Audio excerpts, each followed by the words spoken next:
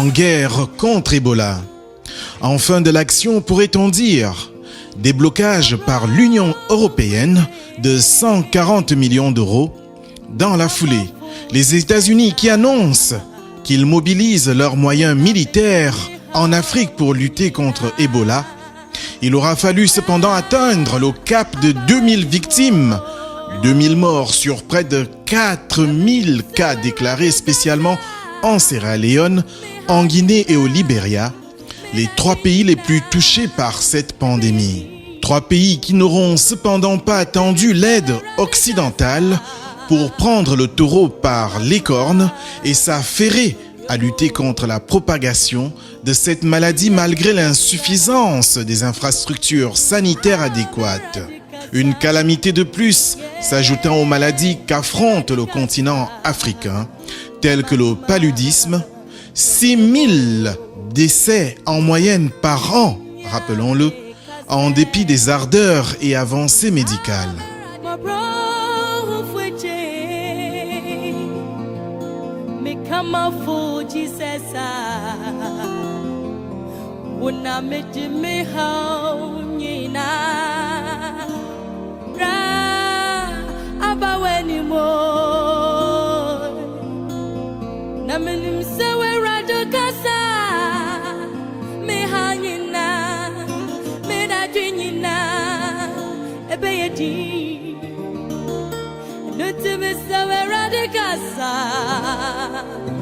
Mama kuma tomiomo minya mekasa meradikasa. Bonjour à tous et soyez les bienvenus dans cette édition spéciale, une édition très engagée. Je vous reçois ici même au sein de la représentation diplomatique de la Guinée en France. Pourquoi on a choisi ce pays? Parce que c'est celui qui est mis en avant pour la thématique que nous allons aborder au cours de cette émission, le virus Ebola. Nous allons concrètement au cours de cette émission aborder les différentes thématiques liées à cette maladie. Une maladie qui fait souffrir, qui emporte des vies, mais une maladie également qui tue l'économie parce que tout et n'importe quoi est dit autour d'elle. C'est ce qu'on vous propose au cours de cette édition spéciale. C'est parti. Moi, je voudrais faire un appel à l'attention de la communauté internationale pour qu'une véritable mobilisation mondiale se fasse pour aider les pays qui sont aujourd'hui affectés et surtout essayer d'arrêter la propagation. Puisqu'il arrivera un moment où plus personne ne pourra arrêter cette propagation puisque les personnes voyagent à travers le monde. Il y a les avions, il y a les bateaux, il y a les flux. Donc, c'est une maladie qui est terrible. La maladie est apparue en mars 2014 dans une zone circonscrite entre Guékédou et Massanta, au sud de la Guinée, vers la frontière entre la Guinée et le Libéria et la Sierra Leone. Au départ, on a cru que c'était une crise de paludisme et ça a été traité comme tel.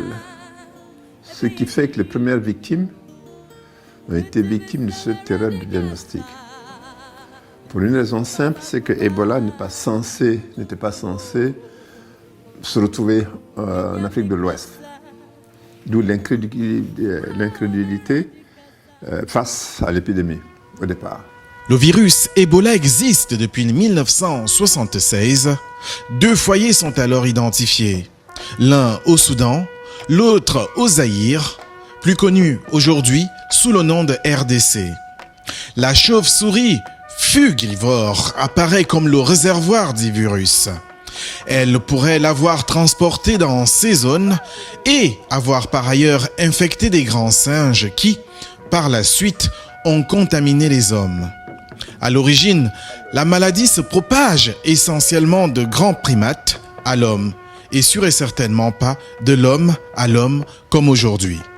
Plus le temps passe, plus la crainte s'installe en Afrique de l'Ouest en raison de la progression du virus Ebola. Apparu il y a presque 40 ans en République démocratique du Congo, à l'époque, on vous l'a dit tout à l'heure, Zaïre, Ebola a fait presque 4000 morts durant les différentes épidémies principalement en Afrique centrale.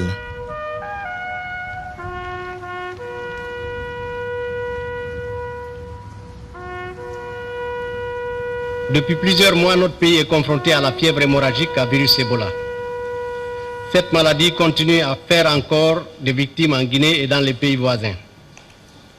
Pour lutter contre sa propagation, le ministère des Transports a, dès l'apparition de la maladie, organisé en date du 4 avril 2014 une première rencontre avec les compagnies aériennes avec l'appui de l'ambassade de France. Cette rencontre avait regroupé les ministères des Transports, de la Santé, de la Communication, de l'Enseignement technique et de la formation professionnelle, porte-parole du gouvernement, les représentants des compagnies aériennes évoluant sur la place aéroportuaire de Conakry, l'OMS, MSF, CDC Atlanta et l'Institut Pasteur. Le but de cette rencontre était d'informer l'ensemble des usagers de la place aéroportuaire sur les dispositions à prendre avec les représentants des compagnies et les spécialistes afin de rompre la chaîne de contamination. Depuis cette date, les premières mesures convenues ont été mises en place à l'aéroport sous la supervision d'un comité de lutte contre la propagation du virus à l'aéroport. Le comité se réunit tous les jeudis de 10h à 12h sous la présidence du représentant du ministère de la Santé et avec la coprésidence de la Direction nationale de l'aviation civile. L'objectif de cette réunion est d'évaluer de façon périodique l'efficience et l'efficacité du dispositif de prévention, d'échanger sur les problèmes éventuels rencontrés et de recommander des solutions urgentes.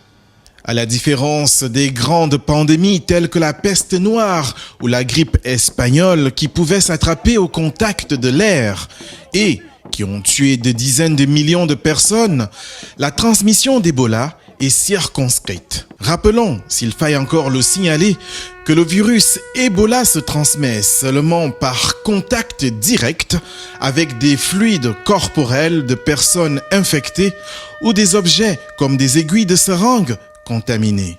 Par ailleurs, la période pendant laquelle le patient est contagieux est courte, située entre 1 semaine et 10 jours avec une fièvre supérieure à 38,5 degrés.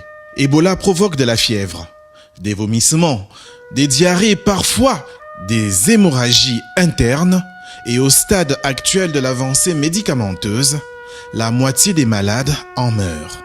Selon l'OMS, près de 4000 personnes ont été infectées depuis le début de cette année et plus de la moitié ont succombé. Jusqu'ici, l'industrie pharmaceutique mondiale s'est en effet peu investie dans cette maladie. Les épidémies passées n'étant pas suffisamment massives pour elle, en tout cas pour qu'elle s'y intéresse. La recherche restant surtout l'apanage des laboratoires de type académique. Face à l'urgence actuelle de la situation, l'OMS vient de lister 8 traitements et 2 vaccins à développer pour combattre la maladie. L'usage de ces vaccins ne pourra toutefois être généralisé avant la fin de l'année, a prévenu l'OMS, qui est en ce moment même en train de vérifier l'efficacité de ces médicaments. Alors, il y avait des écueils, comme vous le savez.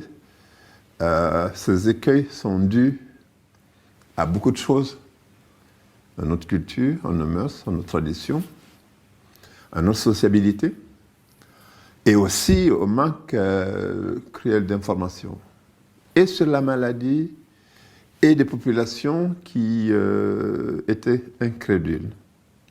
D'où un affolement, une propagation au départ, mais qui a été maîtrisée par d'abord les mesures de confinement. Partout on se rendait compte qu'il y avait, on a circonscrit le périmètre, on a demandé l'assistance des pays et des organisations comme SF, Médecins sans frontières, l'Institut Pasteur, qui se sont déplacés pour aller nous aider, d'autres instituts aussi. Et cette première phase était la phase la plus difficile.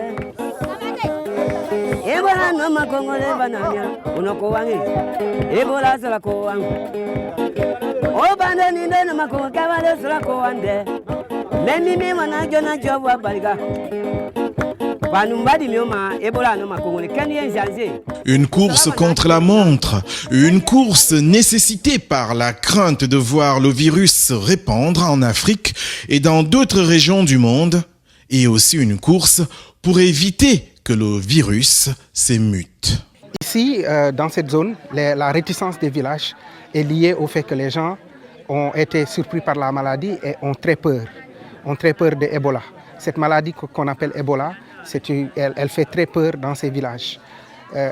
L'autre élément, pourquoi les gens ont peur aussi, c'est parce que certains de leurs parents sont partis ont été amenés au niveau des centres de traitement et ne sont jamais revenus. Ça aussi, c'est des éléments qui font peur, qui font qu'il y a une grosse inquiétude autour de Ebola qui amène ces villages à de la réticence. Et pour ce faire, une véritable mobilisation internationale avec en ligne de mire l'éradication de cette pandémie et à court terme, éviter un vent de panique et surtout une psychose généralisée. On est allé crescendo ces derniers temps où il y a eu de la violence. On a tagué les véhicules des humanitaires, on a cassé des vitres. Il y a un humanitaire qui a été tué. Parce que la maladie, ce n'est pas seulement ici, ça peut être dans un autre village. Et comme les gens circulent, 6 villages. Voilà, la maladie peut arriver là. Donc, ce que nous attendons de vous, on a compris la demande, et je pense que la Croix-Rouge a très bien entendu, que les gens vont continuer à venir pour sensibiliser et aider. Mais nous comptons aussi sur vous pour que dans les villages environnants, pour que nous puissions avoir la possibilité de continuer à venir appuyer, parce que pour éviter les résistances ou tous les problèmes.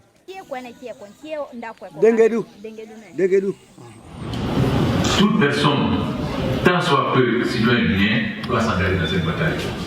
Voilà, toi tu es ensemble.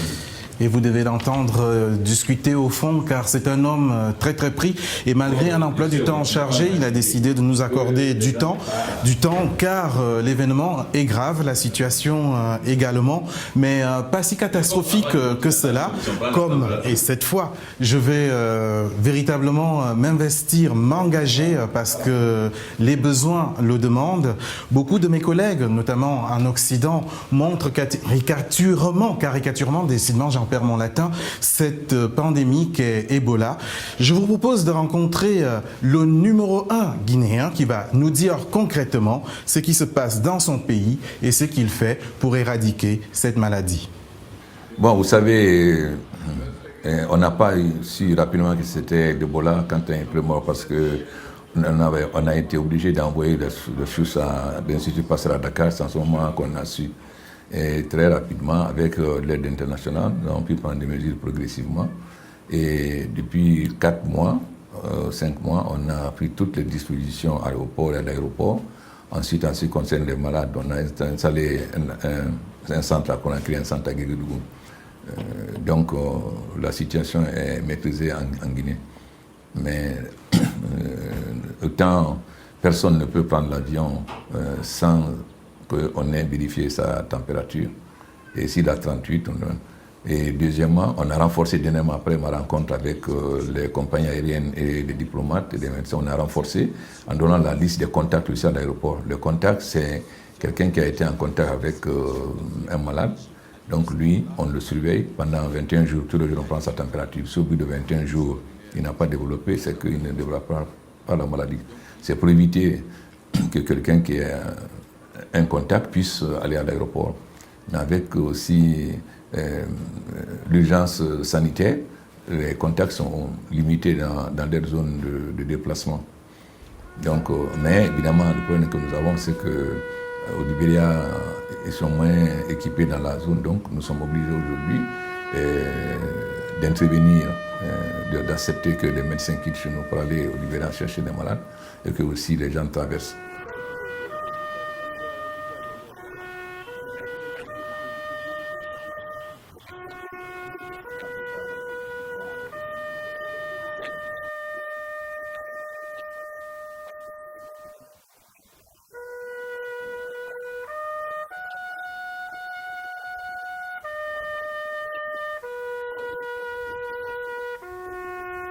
Le monde est en train de perdre la bataille contre la progression de l'épidémie affirmait la présidente de Médecins sans frontières, Yuan Liu, le 2 septembre dernier.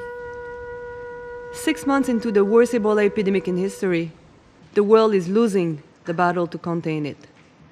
Leaders are failing to come to grip with this transnational threat. In West Africa, cases and deaths continue to surge. Riots are breaking out. Isolation centers are overwhelmed. Health workers on the front lines are becoming infected and are dying in shocking numbers. Son accélération est frappante. Les bulletins de l'OMS, par exemple, montrent qu'environ 40% du total des contaminations interviennent au cours des 21 jours précédents et le nombre de nouveaux cas double tous les mois. L'OMS estime par ailleurs qu'il faudra de 6 à 9 mois pour maîtriser l'épidémie qui risque, elle, de toucher à terme 20 000 personnes. Et ce n'est pas la première fois que le monde connaît une menace de cette ampleur et pour preuve un rappel qui tient en deux noms, la vache folle et la grippe aviaire. La grippe aviaire est apparue en Chine en 2004. Cette grippe aviaire est apparue en Chine en 2004. La Chine s'est mobilisée. Le monde s'est mobilisé pour enrayer le phénomène, parce qu'il ne s'agissait pas seulement de phénomène chinois. La vache folle en Europe a entraîné une mobilisation globale. Il devient important que Ebola entraîne nécessairement une mobilisation globale, sans quoi le monde lui-même sera globalement attaqué. Mais si l'on considère que ce phénomène est un phénomène africain, ou alors le complexe africain amène les Africains eux-mêmes à prendre des mesures inappropriées, telles que la fermeture de frontières, le complexe occidental amène aussi certaines personnes à interdire certaines compagnies aériennes, il me semble qu'il s'agit là d'une erreur sur le plan économique, d'une erreur sur le plan social et d'une erreur sur le plan stratégique pour éviter une calamité qui peut être globale.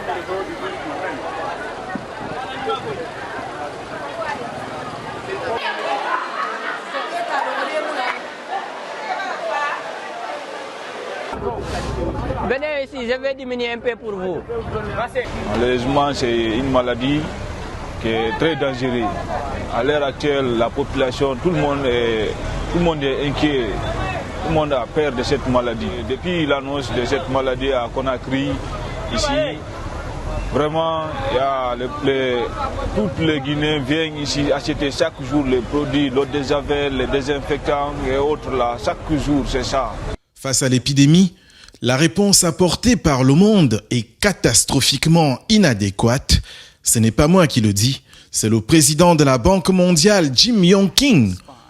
Il faut de l'argent, car il faut des centres médicaux, des lits pour isoler les malades, précise-t-il. We need to avoid panic and fear. Ebola can be prevented. With resources, knowledge, early action and will, people can survive the disease. Ebola has been successfully brought under control elsewhere, and we can do it in here too. Le monde étant global, la vitesse de circulation étant rapide, au risque de voir la maladie globalisée, même après les fermetures de frontières. Parce que la vraie mesure, ce n'est pas la fermeture de frontières, c'est le contrôle des frontières pour les passagers qui doivent partir. Tenez, prenez un pays par exemple comme, je ne sais pas, j'aurais pu prendre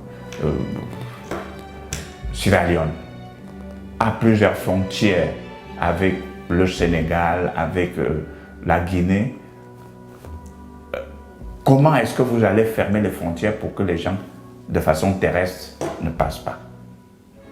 La mesure essentielle pour ma part, c'est quand même de mettre aux frontières, aux Oui, aux frontières, des différents laboratoires permettant effectivement de prendre rapidement en charge ces malades et de les isoler en conséquence. L'engagement américain marque une nouvelle étape dans la mobilisation internationale contre la pire épidémie d'Ebola de l'histoire. L'envoi des éléments militaires américains pour, par exemple, installer des unités de mise en quarantaine et d'équipement afin d'assurer la sécurité des équipes médicales qui arrivent du monde entier. En tout cas, c'est ce qu'a annoncé le président américain Barack Obama, toujours côté américain. Les centres fédéraux de contrôle et de prévention des maladies se sont engagés à envoyer 50 experts. Des envois qui sont en cours en ce moment, nous précise-t-on, du côté des autorités américaines. Et l'Agence américaine de développement a débloqué quant à elle, le 9 août dernier, 12 millions de dollars. Une somme permettant de couvrir la livraison de tonnes d'équipements médicaux comme des abris temporaires, des unités de purification d'eau et des gants, voire des combinaisons de protection. Des mesures qui font écho à celles déjà en cours ou tout simplement annoncées. C'est ainsi que l'OMS avait annoncé un plan de 100 millions de dollars le 31 juillet qui devait se concrétiser par le déploiement sur le terrain de centaines de travailleurs humanitaires pour appuyer les quelques centaines déjà présents. Alors, nos experts sont arrivés, au nombre de plus de 30 expatriés sont sur place. Entre eux, il y a des experts médecins, infirmières, épidémiologues, logisticiens, experts en eau et assainissement. Et le but, c'est de vraiment isoler les cas suspects pour éviter que ça se transmette l'infection d'un cas suspect à des autres personnes. Ce qui est important, c'est d'identifier tous les cas qui ont été en contact avec les cas suspects. Alors notre équipe d'épidémiologues, ils font des recherches dans les communes, dans les villages. Parfois, ils se rendent pour des heures à pied pour chercher tous les contacts qui ont été en contact avec les patients et les surveiller entre 2 et 21 jours, que c'est la période pour développer la maladie. The World Bank Group will raise as much as $200 million to support Guinea, Liberia and Sierra Leone. Les institutions financières ne sont pas en reste. La Banque mondiale, par exemple, a promis 200 millions de dollars, là encore, dans une double optique de court terme et de long terme. D'un côté, avec en prime le soutien médical direct, mais aussi avec le soutien économique, budgétaire et social. En Sierra Leone, où le bilan frôle les 500 morts, les autorités ont annoncé une mesure extrême. Face à cette expansion de l'épidémie, le pays a par exemple décidé de demander aux habitants de se confiner durant au moins 4 jours, dès le 18 septembre, 4 jours chez eux, sans sortir. Une mesure inédite en Afrique et qui démontre bel et bien à quel point les craintes de voir le virus décimer la population sont réelles. As of now, though, because of the Ebola scourge, and based on expert advice that Ebola can only be contained if we are able to contain the transmission which happens from person to person, particularly from those affected.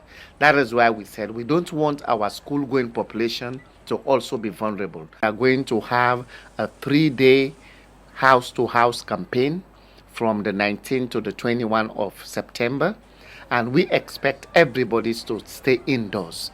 It is an opportunity whereby we are going to have about 21,408 volunteers that will include community nurses, that will include NGO workers, and also the young people.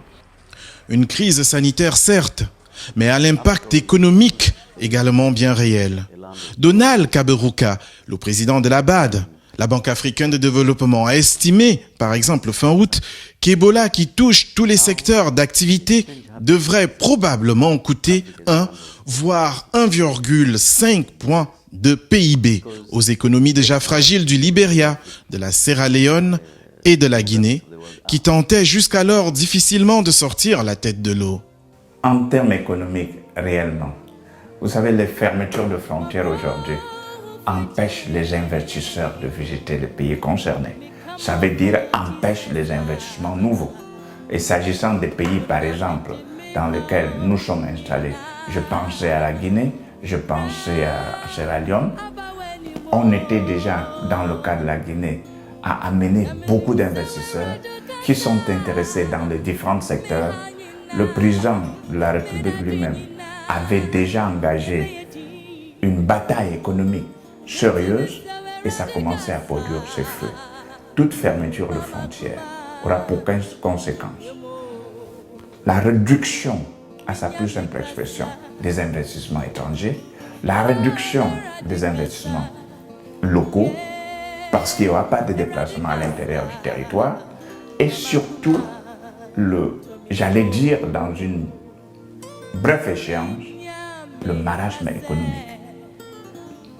Et je disais tout à l'heure, est-ce que ça se justifie? Non, ça ne peut pas se justifier. Et le problème qui se pose actuellement, c'est quoi en réalité? Le problème qui se pose, c'est que cela se passe surtout en Afrique. Ça se passe surtout en Afrique et les premières personnes qui ont engagé cette mesure que je qualifie d'anti-économique sont encore des Africains.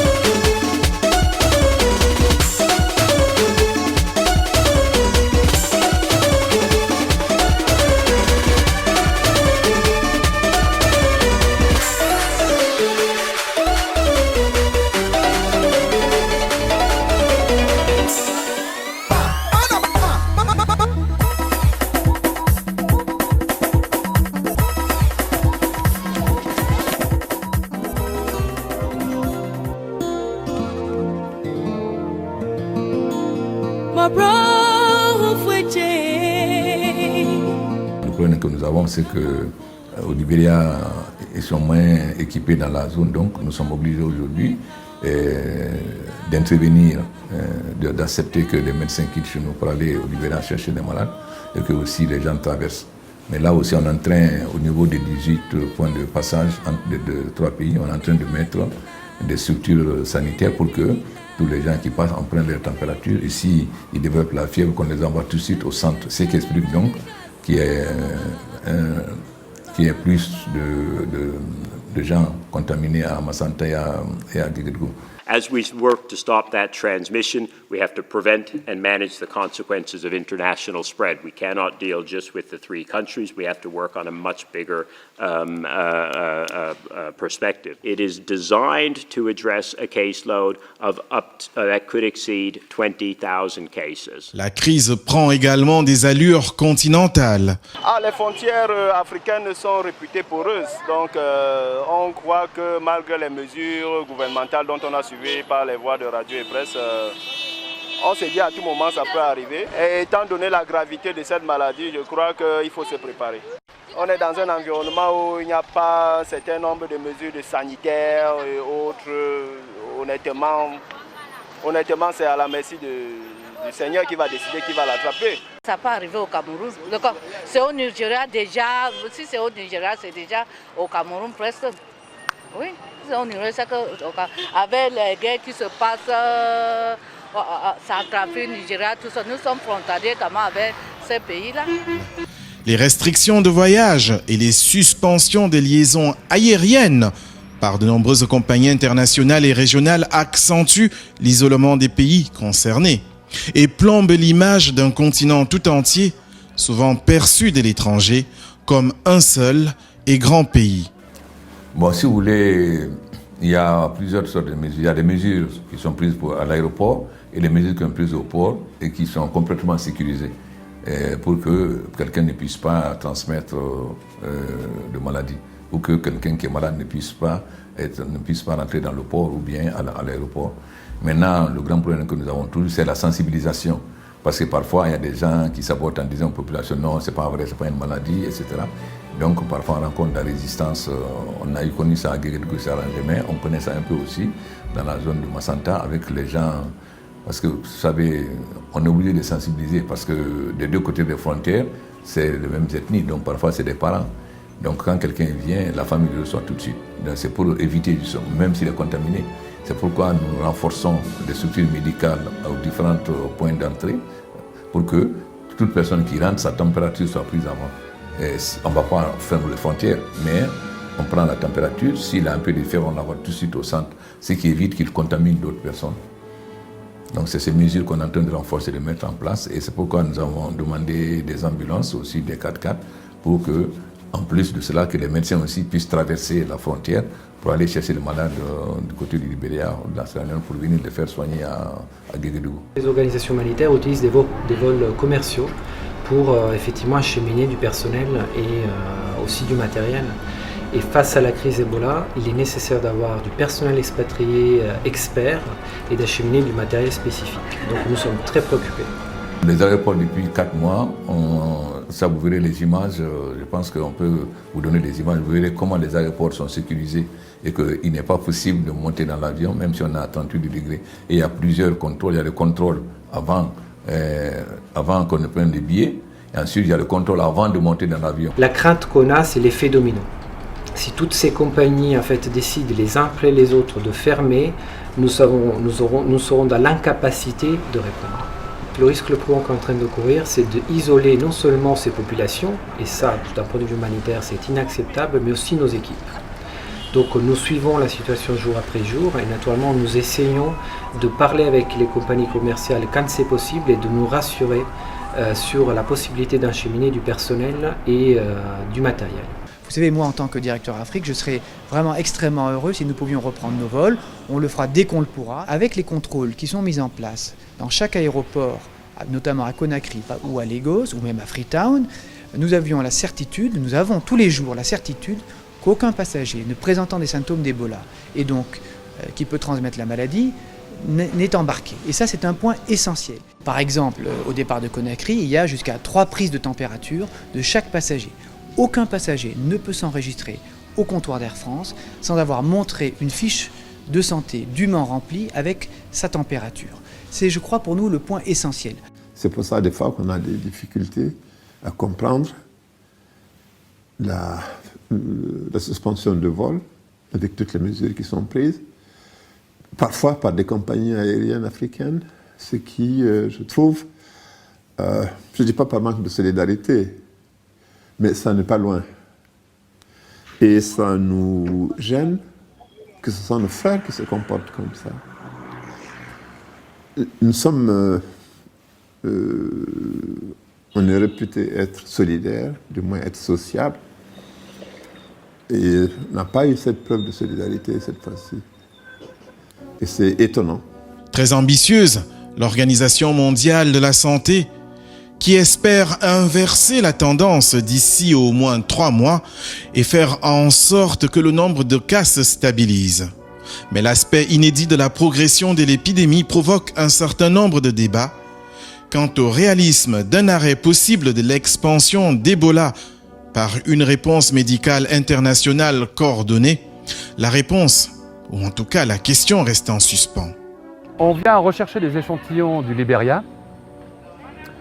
On essaye de se voir, on se fait signe, et dès qu'on se voit, ils mettent les échantillons dans la pirogue qui traverse la rivière pour venir ici. Nous, on leur renvoie des échantillons vides, parce qu'au Libéria, ils n'ont pas de laboratoire, et donc on analyse tout à Guéguédougou. Étant donné que là on est dans une épidémie d'Ebola, on est ici pour déterminer si les échantillons sont positifs ou négatifs. Donc, dans le cas, vu qu'ils sont peut-être positifs, c'est peut-être des échantillons qui sont extrêmement infectieux. Et donc, pour éviter les risques de contamination, il faut travailler dans ces espaces confinés pour éviter la propagation d'un échantillon qui est peut-être Ebola positif. Donc, une fois que l'expérience est finie, on vient regarder les résultats ici. Donc, en fait, quand on a une courbe plate comme ça, c'est que le résultat est négatif. Et celui-là, on a une courbe qui apparaît. Et ça, c'est un échantillon qui est positif. Dès qu'on a les résultats positifs et négatifs, on contacte les médecins qui nous ont envoyé les échantillons. Donc là, c'est des échantillons du Libéria pour leur dire quels échantillons sont positifs, quels échantillons sont négatifs. Tous les jours, les chiffres sont publiés. Tous les jours, l'OMS et le ministère de la Santé publient la situation exacte sur le territoire. Donc tous les jours, on fait le point. En attendant, les rumeurs ou les cas avérés gagnent d'autres États où le virus s'impose cependant dans toutes les conversations. La personne a été aussitôt mise en quarantaine et bénéficie d'une prise en charge appropriée. Il a aussi été procédé à des prélèvements afin d'analyse pour la détection du virus Ebola. Les résultats des tests effectués à l'Institut Pasteur de Dakar se sont avérés positifs. À ce jour, l'état de santé du patient est satisfaisant.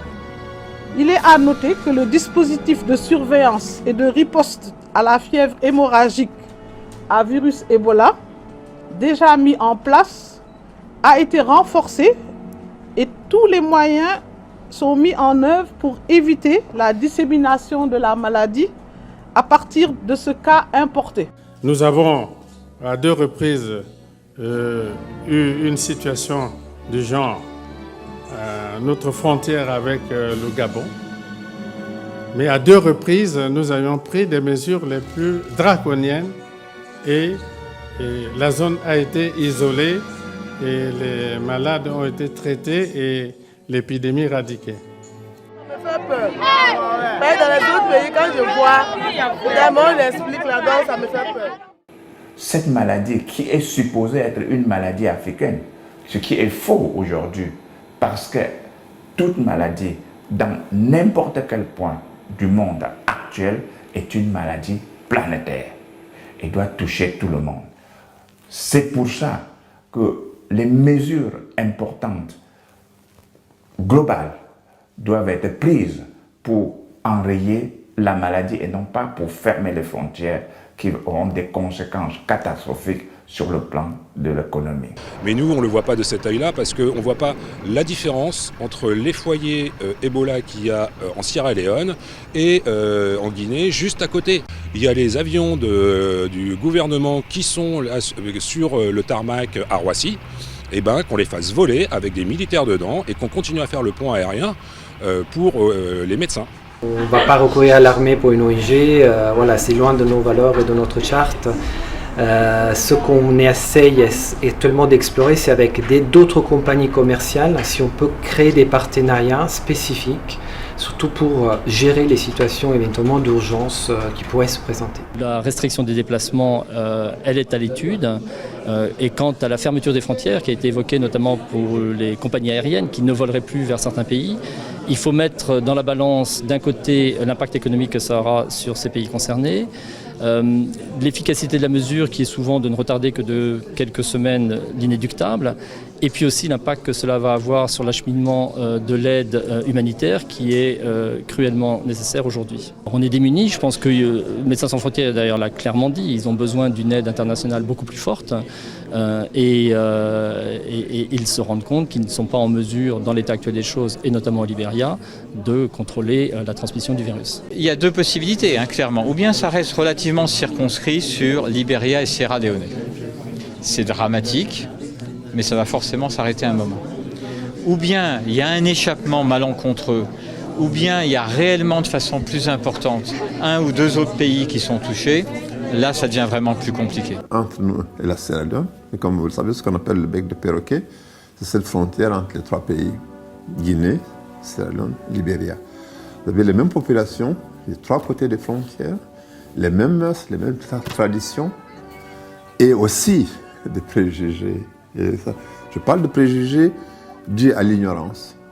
On a expliqué dans une première étape que Ebola était importé par les Blancs et qu'il ne fallait surtout pas accepter qu'ils aillent dans les villages. Les Occidentaux. Voilà. Et aussi que les gouvernements voulaient en profiter pour gagner de l'argent sur le dos des populations. C'est-à-dire toutes ces fausses rumeurs qui ont circulé, ce qui explique le saccage à Guikédou des entrepôts de Médecins sans frontières. Bien. Jusqu'à maintenant, il y a certains villages qui sont convaincus qu'on ne peut pas, comme on dit, qu'on ne peut pas soigner, voilà, qu'on veut les tuer. Dans chaque pays, les autorités en appellent à éviter de serrer les mains, de faire des accolades, à se laver régulièrement les mains à l'eau et au savon, ainsi qu'à l'utilisation en masse de gel antiseptique. Les puissantes organisations religieuses ne restent pas, quant à elles, au sommeil. Elles montent au créneau, demandant à leurs fidèles de ne pas minimiser les recommandations gouvernementales. The religious people really control the country. On Friday, you see all the people in the mosque and the imam speak to them. On Sunday, all the Christians come to church. So if we use the opportunity in a more effective way by creating the awareness and at the same time making sure that we speak truth to our government to provide the kind of leadership, the virus will be short-lived and will be defeated. In the absence of that, when we deal with the government, all the hypocrisy, and we're not honest to our people, and church people want to use this thing to make money, so say they're praying for people, government want to use it as a means of making money, we got a long way to go. Mais la mobilisation ne s'arrête pas là. Parallèlement aux messages de prévention quotidiennement matraqués pour essayer d'endiguer, côté étatique, certains pays ont opté pour la fermeture des frontières ou l'interdiction de manger de la viande de brousse qui véhicule la maladie. Quand nous avons eu la réunion des chefs d'État de la Mano River à Conakry, on a insisté sur le bec de perroquet parce que c'est là où il y a 70% des cas. Le bec de perroquet, c'est là où les trois pays, les frontières se rejoignent. Malheureusement, jusqu'à il n'y a pas longtemps, il y a un seul point de soins, c'est à Guékédou. Donc, étant donné la gravité de la situation là-bas, nous avons accepté que nous venons en aide aux malades du côté du Libéria. Évidemment, nous avons un problème maintenant à Massanta, c'est que les populations quittent pour venir. C'est pourquoi nous avons, comme nous ne voulons pas empêcher les gens de venir, mais en même temps, il faut qu'on empêche, parce qu'il y a des gens qui viennent qui sont malades. Donc nous sommes en train de renforcer le système sanitaire pour qu'il y ait le contrôle sanitaire à toutes les différentes frontières, les 18 qu'on a, 17 ou 18 je crois, pour que les médecins prennent les températures. Comme ça, si quelqu'un est malade, au lieu qu'il aille en ville, on le rend tout de suite vers le centre de Guéguédougou. Ce qui augmente donc le nombre de morts. Si vous pouvez remarquer par exemple qu'au plus fort de la crise d'épidémie en Guinée, on n'a jamais eu plus de 30 personnes à Guéguédougou. Et il y a 2 semaines par exemple, il y a un centre au Libéria où il y avait déjà 110. Donc en attendant qu'il y ait d'autres centres au Libéria, nous avons l'obligation morale de prendre en charge des malades qui traversent la frontière. J'aimerais cette fois qu'on revienne sur Mano River, parce que vous avez été mandaté par vos pairs, enfin je ne sais pas si vous dire vos pairs ou vos collègues, les autres chefs d'État, et vous êtes allé aux États-Unis apporter le message que vous avez discuté. 2 choses m'intéressent. D'abord, quel a été le message ? Ensuite, qu'est-ce que vous avez ramené comme réponse des États-Unis ? Mano River, c'est une organisation sous le journal qui regroupe le Libéria, la Sierra Leone et la Guinée dans un premier temps, mais ensuite maintenant il y a la Côte d'Ivoire qui a adhéré. Donc c'est une organisation sous-régionale qui regroupe 4 pays, donc Libéria, Sierra Leone, Guinée, Côte d'Ivoire. Donc j'ai été mandaté par mes collègues pour aller à New York, exposer qu'il faut qu'on considère le problème de l'Ebola comme l'affaire de tout le monde entier. Il faut que tout le monde se mobilise parce que c'est une épidémie qui a besoin d'être éradiquée. Donc sensibiliser pour que le maximum de pays se mobilisent afin qu'on trouve le vaccin. Et deuxièmement, qu'on aide ces pays à renforcer leur capacité hospitalière, avoir plus de laboratoires et de moyens de contrôle et de suivi. Ensuite aussi, qu'on ait beaucoup plus de médecins. Ensuite aussi l'aide financière, parce qu'il faut non seulement qu'on ait plus d'aide pour avoir les médicaments et les médecins, mais aussi ça va avoir des conséquences extrêmement déplorables sur les économies des pays. Donc là aussi, voir concrètement comment ces pays peuvent être soutenus. Donc pour le moment, ce que nous avons, c'est ce que la Banque mondiale a prévu, 200 millions pour l'Ebola. Et nous avons eu aussi un sérum qui a été testé sur 2 médecins américains qui étaient contaminés. On a vu qu'ils sont guéris. Donc nous allons demander aussi qu'on envoie une grande quantité de ce sérum dans nos 3 pays pour qu'on puisse les utiliser. Nous, moi, le citoyen lambda, je ne savais même pas qu'il y avait des vaccins en test qu'il y avait des remèdes qui étaient en cours et qu'on a donné. C'est avec ces deux Américains qu'on a découvert qu'il y avait moyen de faire quelque chose.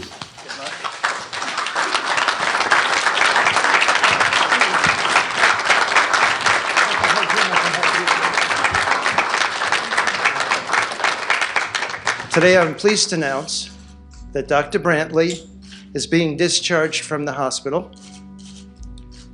After a rigorous course of treatment and thorough testing, we have determined, in conjunction with the Centers for Disease Control and state health departments, that Dr. Brantley has recovered from the Ebola virus infection and that he can return to his family, to his community, and to his life without public health concerns. Today is a miraculous day.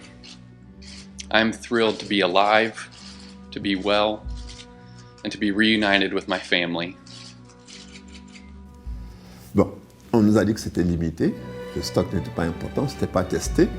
C'était pas testé, mais on a quand même guéri. Je ne sais pas si je laisse la réflexion au sein de vos téléspectateurs. Chacun pourra tirer la morale de l'histoire.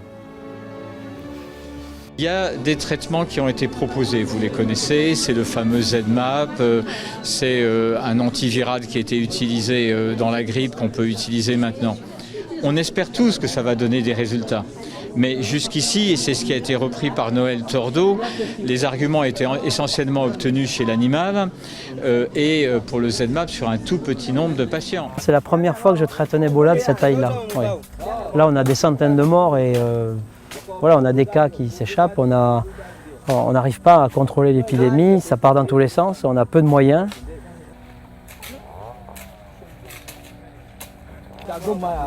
Tu vois, et ces mecs-là, ils vont partir maintenant à 2 heures de route d'ici chercher d'autres cadavres. Il y a un pays qui est en difficulté, des pays qui sont en difficulté, qui ont un système de santé beaucoup plus fragile que nôtre, qui sont exposés à une épidémie gravissime. Ils sont parfaitement conscients, certes, de leur motivation, mais également de leur difficulté à y répondre seuls.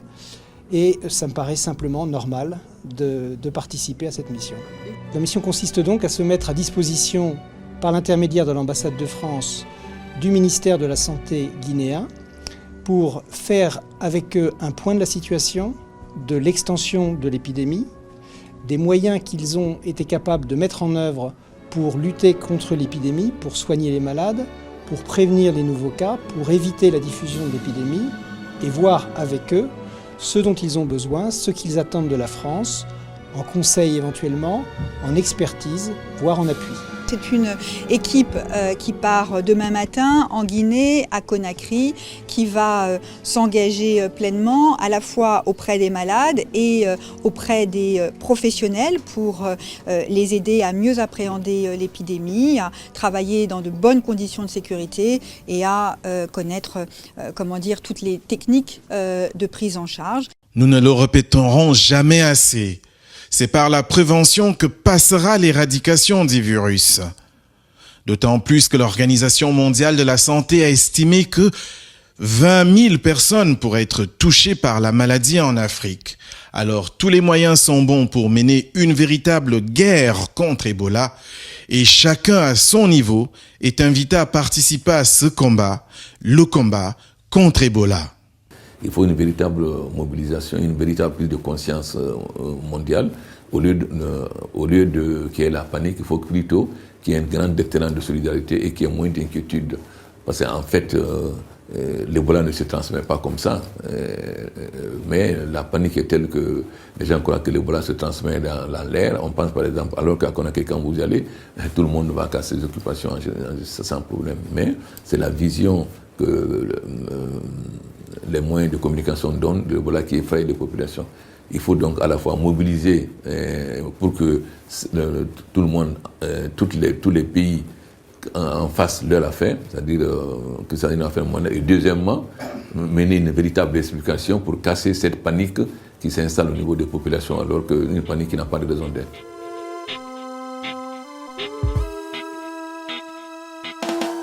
C'est une maladie causée par le virus Ebola. Quand elle te tient, tu as la fièvre et le saignement. On en meurt presque, il faut vite te faire dépister. Il est dangereux quand il a c'est presque ta faim. Stop Ebola, fais attention à toi mon gars. Voici le créneau, passons autour de toi ma go. Stop Ebola, fais attention à toi mon gars. Voici le créneau, passons autour de toi ma go.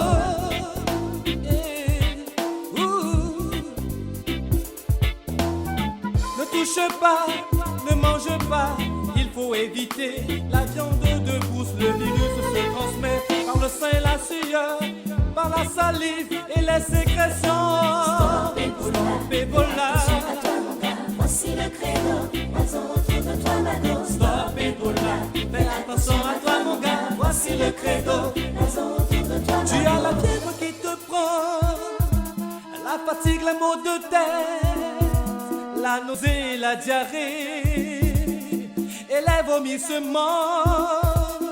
Tu tousses abondamment et tu as le sang qui coule. Fais attention mon pote, ce virus est dangereux. Il faut se laver les mains avec de l'eau et du savon. Il faut éviter les personnes infectées. Même si elles sont mortes, gardez vos distances. Et pour tout cas suspect, informez les autorités. Stop Ebola, fais attention à toi mon gars. Voici le credo, passons autour de toi ma go. Stop Ebola, fais attention à toi mon gars. Voici le credo, passons autour de toi ma go. Stop Ebola, fais attention à toi mon gars. Voici le credo, passons autour de toi ma go. Stop Ebola, fais attention à toi mon gars. Voici le credo, passons autour de toi ma go. Stop Ebola, fais attention à toi mon gars. Voici le credo, passons autour de toi ma go. Stop Ebola, fais attention à toi mon gars. Voici le credo, passons autour de toi ma go. Stop Ebola, fais attention à toi mon gars. Voici le message, passons autour de toi ma go. Stop Ebola, fais attention à toi mon gars. Voici le credo, passons autour de toi ma go. Stop Ebola, fais attention à toi mon gars. Voici le. Voilà, c'est avec ces mots que nous allons clôturer cette édition spéciale en espérant que vous en savez un peu plus sur cette pandémie qui porte un nom, Ebola, un nom qui à l'origine pourrait faire rêver, mais malheureusement sur le terrain, sa réalité est bien triste. Elle crée un véritable fléau, une véritable psychose, avec bien sûr tous les mots MAUX qu'elle entraîne à son passage sur son sillon. Et n'oubliez surtout pas de nous faire part de vos réactions sur un mail qui va s'afficher au bas de vos écrans, réaction au pluriel @voxafrica.com. Quant à moi, je vous dis à une prochaine pour des nouvelles aventures, toujours même chaîne. Au revoir.